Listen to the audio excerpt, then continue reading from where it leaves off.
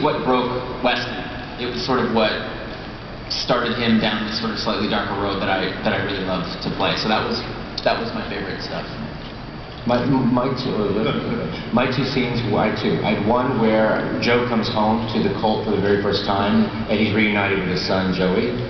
I thought that was sort of a powerful scene. And then when Joe Carroll killed Charlie, and I sort of felt that's when I thought the show was working on all cylinders. I thought, you know, the directing, the score, our composer created the score, the editing, the acting. I thought it all came together. The lighting, the mood, everything came together for me in that scene. And I thought I was just very proud to be a part of the show at that point.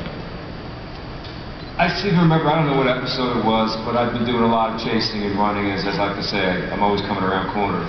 And all of a sudden, we got tied up at the farmhouse, and we had 3 or 4 scenes to play where I couldn't leave the chair.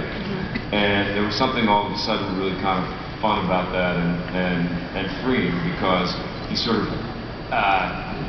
it was a new side that Kevin found to that character, which was a little more of a wise ass and more of a sort of intellectual game playing with the bad guy. So that was a fun one.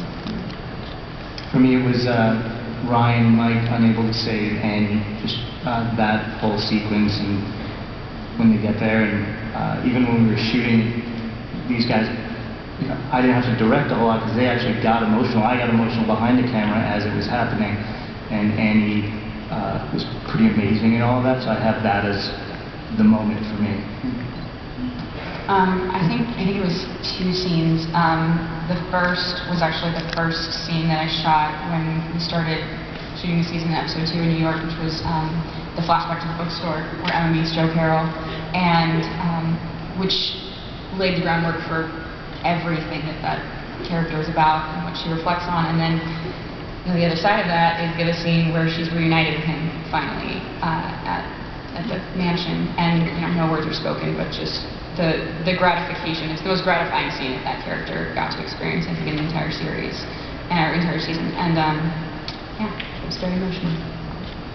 I enjoyed every single scene of that show.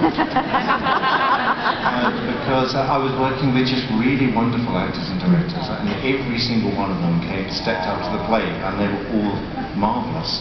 I suppose because the mental chess game between Joe Carroll and Ryan Hardy was so complicated and so complex and so strange often, and there was one particular day when we shot a scene where I'm behind glass